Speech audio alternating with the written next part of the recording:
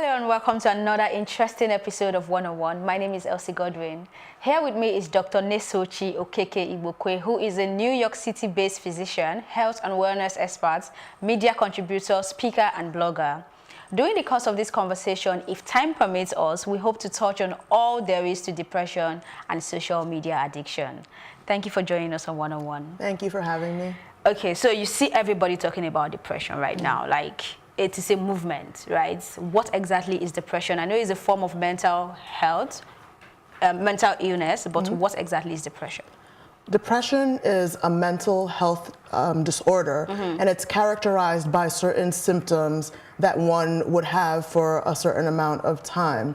So some of the symptoms that you look out for to diagnose a depressive state would be a low mood or low energy all the time, having irritability most days than not.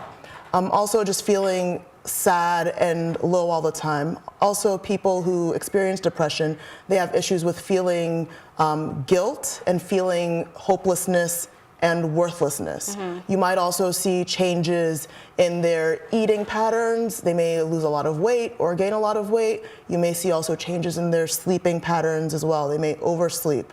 But basically, they are in a low kind of energy state at most times.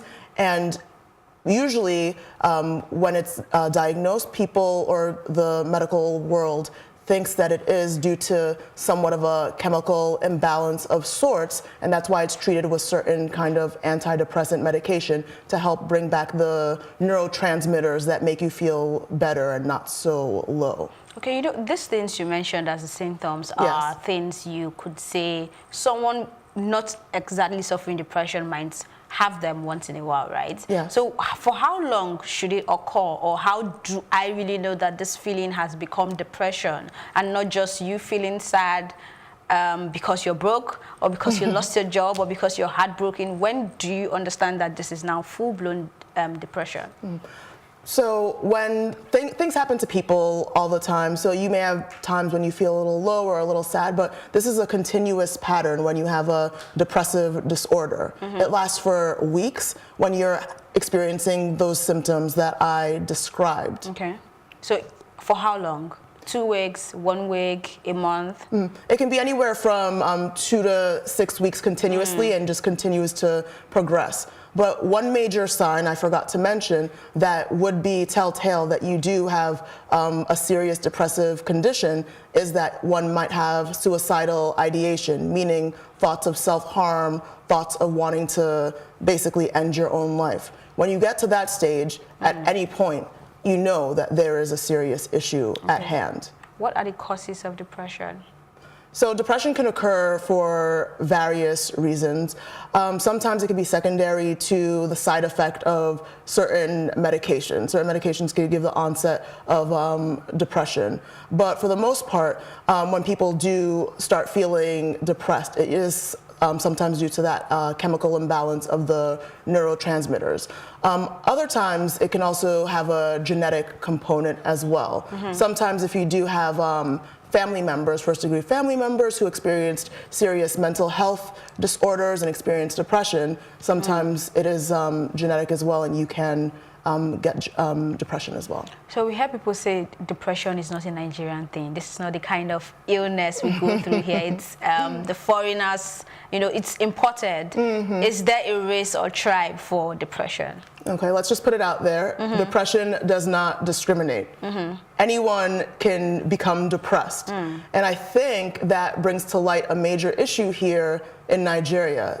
There's such a taboo, a stigma, I should say, around depression. If anyone says that they have depression, they're now kind of isolated and ostracized from society, and there's just a negative tone and a negative just negative words that are placed on anyone who is experiencing depression, which makes it hard for somebody who is truly suffering to really get the help that they need. So what we need to do is continue to have these discussions about what it is and make it okay for people to come out and speak about the problem when they do have it, because one of the worst things people can do is really suffer in silence and feel like they have nowhere to go, no one to turn to, and no one to actually talk to about these feelings. Bottling it up doesn't make it any better.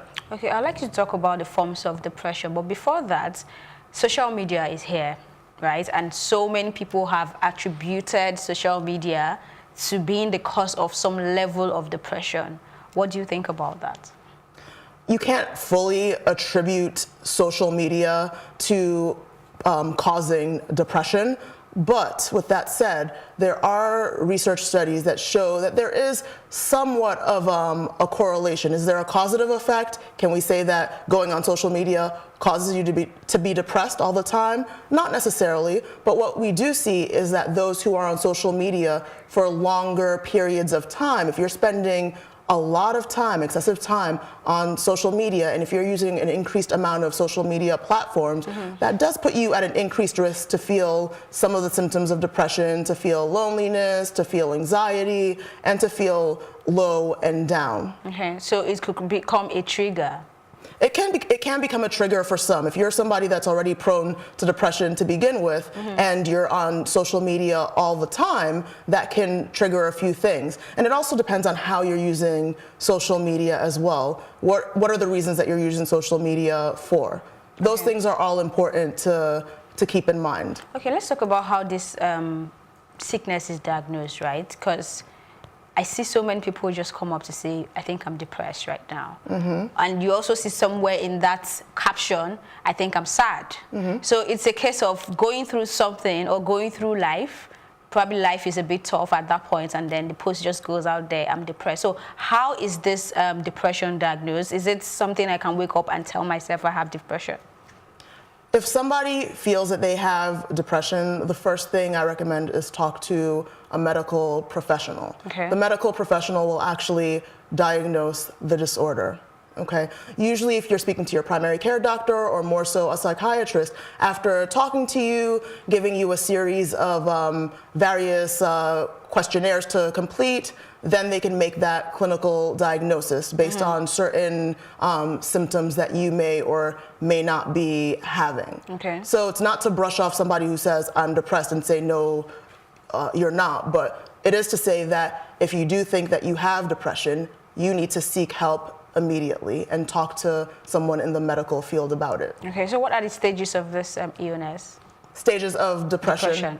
Okay, so when we're talking about depression, the major thing that you're going to see are the symptoms of hopelessness and helplessness and sadness. Basically feeling depressed or having a low and sad mood most days than none. Okay, you'll have the feelings of feeling empty, guilty for no reason, feeling that there's no reason why you want to sometimes be in the world anymore. Another thing that is notable is that the things that you used to enjoy doing, you don't enjoy them anymore. Okay. So if you're somebody who used to enjoy, let's say, writing poetry all the time, that was your joy, that was your passion, you just don't want to write, you just don't want to do anything. Okay, you see a huge change in your behavior and your mood from prior, essentially. One thing to note and understand that there is an issue at hand is when it's difficult for you to go about your day-to-day living. Okay, but when I say stages, I know there are some medical terms that will tell you, oh, your depression is still mild, or you've gotten to a state where you need almost 24 hours attention. So are there terms like that that keeps this depression illness in stages? Okay, so if you're talking about acute emergencies, the main emergency is if somebody has suicidal ideation. Okay. When it gets to a point when somebody says, I no longer want to live anymore, and they have an active plan, meaning that they've thought through what they want to do to harm themselves and end their lives, that is a major psychiatric emergency, and they would require inpatient evaluation and treatment. Okay, so substance abuse, let's just delve into that, because sometimes when people are depressed, they decide to use substance to probably get themselves, since you talked about being low, they want to just get to a high stage, right? So how does this work hand in hand? Just touch more on substance abuse. Okay, so some of the connections that you see with substance abuse and depression, they're sometimes comorbidities that you kind of see hand in hand. Sometimes when patients are depressed, they will use various substances to kind of try to self-medicate. A lot of the times with certain medications or illicit drugs, it can give patients or anyone under the influence a certain high that kind of removes them from whatever issue or problems they feel that they're experiencing in the world, to try to give them that escape that they want from the reality of this world. So sometimes you will see patients that do have depression delving into the world of substance abuse, illicit drug use, and whatnot. So how is depression treated? Depression, the mainstay treatment for depression is what we call SSRIs. It's a class of antidepressant medication, selective serotonin reuptake inhibitors. And basically the mechanism of action is to pretty much increase the amount of neurotransmitter in the brain that's thought to be lower when you are depressed. So there are different classes of antidepressant medications, but based on whatever you're going through and your profile and other health conditions, your doctor or psychiatrist may determine what kind of medication they want you to be on. Another therapy that's used for depression is basically cognitive behavioral therapy. Sometimes patients undergo what we describe as talk therapy, speaking with a psychiatrist or psychologist about what exactly is going on and the things that are kind of triggering some of the issues and how to make day-to-day living doable. Okay, so is depression preventable?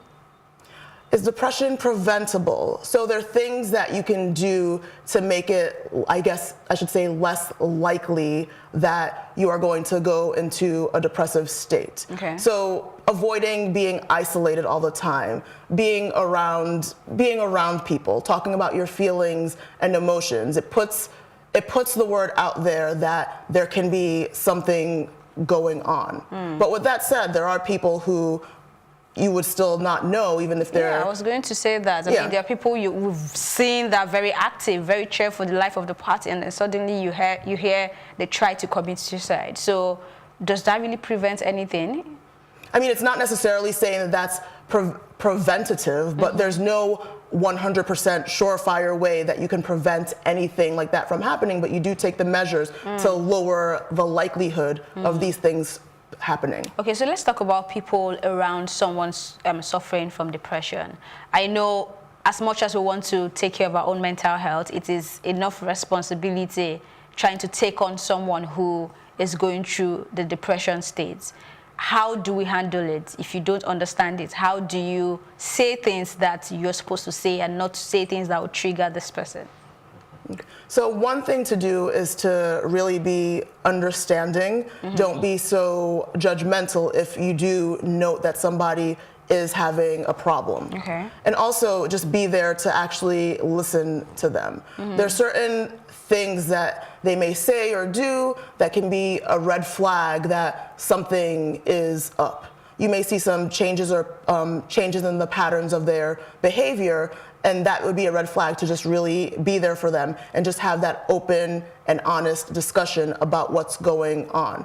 My point about not being judgmental, oftentimes when you make somebody feel that there is something really wrong with them, it makes them want to kind of internalize and bottle in what they are going through. So somebody who's depressed needs to have somebody that they can trust to actually talk about their feelings and talk about their emotions. They need a go-to person so that they have that support system that they need to go on about their day-to-day life. How often does depression lead to suicide?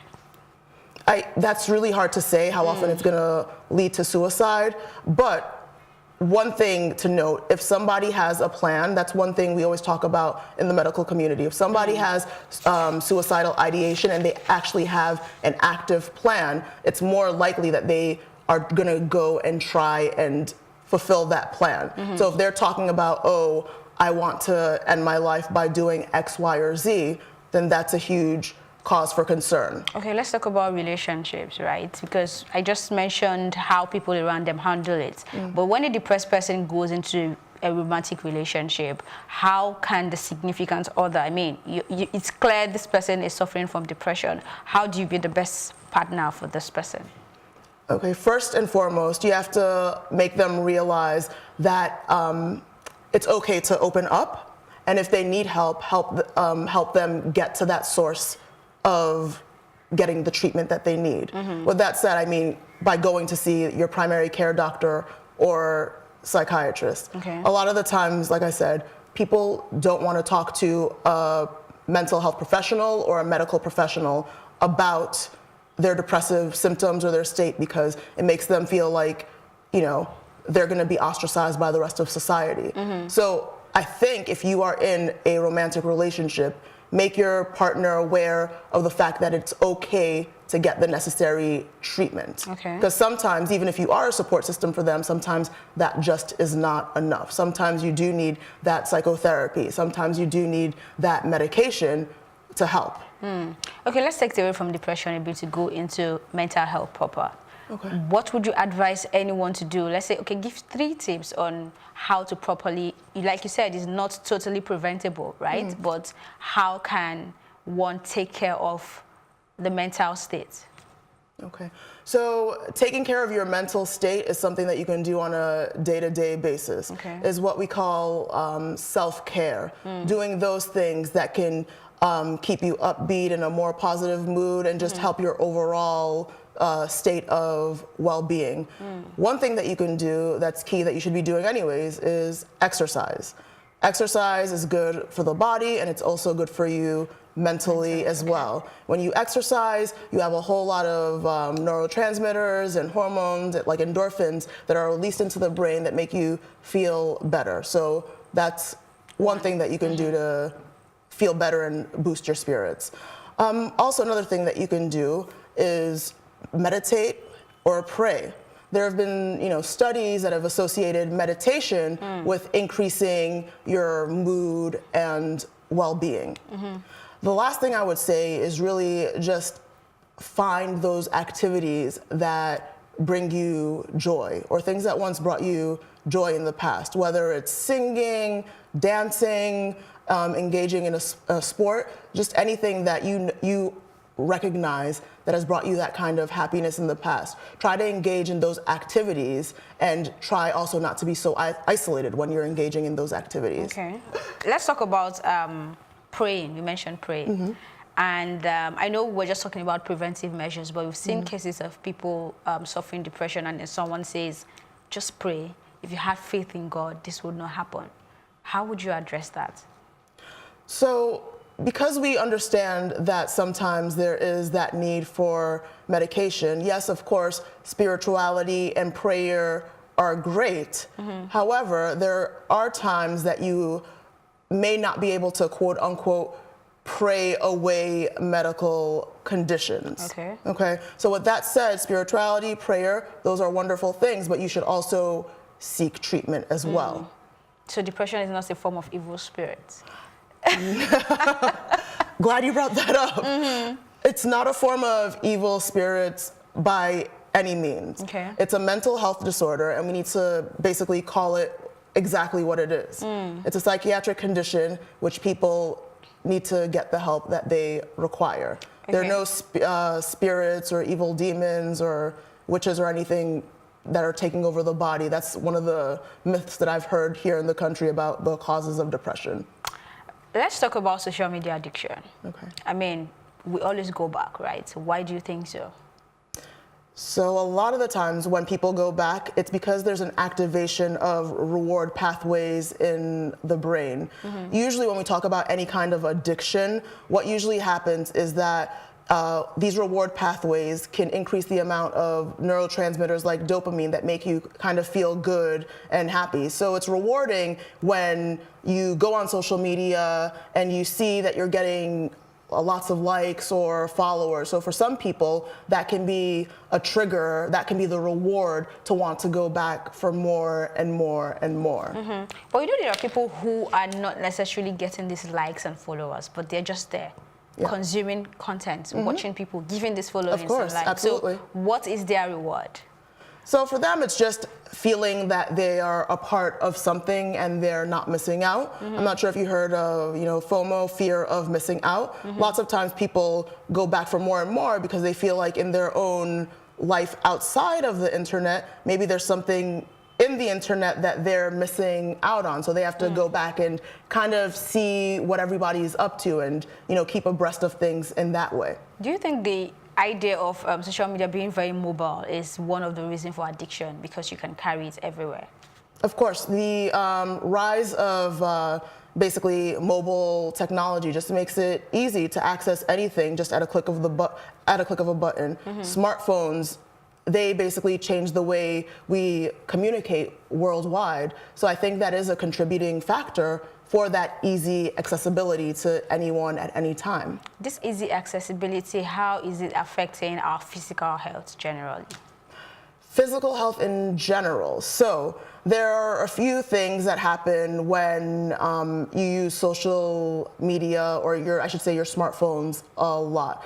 So one of the things that we discuss or we talk about are overuse disorders. So sometimes, these aren't real medical terms, but what we call selfie elbow, somebody who's always taking a selfie and lifting up the camera. Sometimes that overuse can cause strain to the elbows, to the joints, or text thumb, always texting can cause issues with some of the joints as well.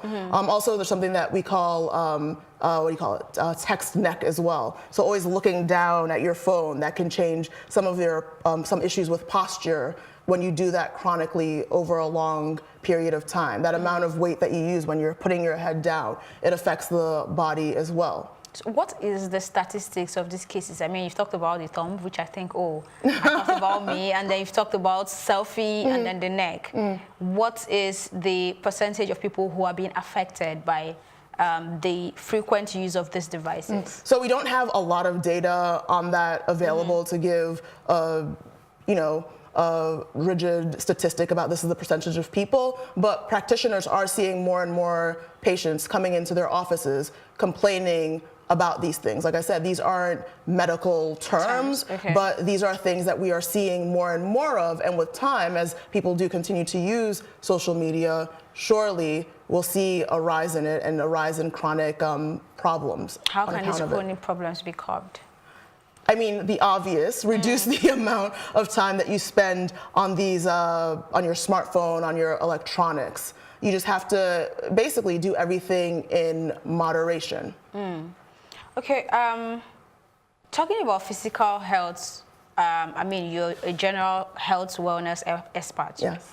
What would you say you have noticed in this part of the world that we do wrongly, that when you see it, you're like, don't you know this is going to affect your health? So one thing is, I think there is not that much awareness on the way that certain medical conditions are actually caused. And by that I mean, when you're just talking about any medical condition at all, when I've had different conversations with various people here, they attribute certain medical conditions to sometimes, like we were talking about, mythical things that have no scientific basis or backing. So one thing I would recommend is with any medical problem at all, there needs to be more awareness. Really understand the cause of why the medical problem is happening, some of the symptoms to look out for, know when to get help and treatment. Have you tried to work closely with any health institution here? And do you have anything to say about the state of the health system generally here in Nigeria? Okay, the state of the health system needs a lot of rehabilitation, a lot of rehabilitation. When we talk about healthcare in Nigeria, the main issues usually are access to care. Okay, we need to have a healthcare system whereby when something is wrong, people actually have access to the treatment that they need. So moving forward, they can actually, maintain their well-being. Also, another major issue is there's a lack of preventive services. Usually, in general, everyone should be having an annual medical evaluation whereby they're seen by their medical practitioner, they get their blood work done, and they just check on some key metrics, some baseline metrics to make sure that they're in a general good state of health. A lot of the times I notice here that people wait until it's pretty much too late, and then by that time, it's a critical situation. So health maintenance is key. Screening is key. Screening for certain cancers at various stages of life is key. There are certain things that people are just not doing, and it's not their fault at all, but it's just the way the healthcare system here has kind of been designed. Healthcare in Nigeria needs to be accessible to all people, and it shouldn't be a situation whereby if you need care, you're traveling abroad to get the care that you need. Because guess what? Not everybody has the ability to travel abroad to get that care, and it shouldn't be that way. In the country that you are living in, where you're from, you should have quality care all the time. Okay, thank you so much for being with us on Plus TV Africa. All right, we've been talking to Dr. Nesochi Okeke-Igbokwe, who is a physician and a health and wellness expert. She's enlightened us on depression and social media addiction. My name is Elsie Godwin. See you soon.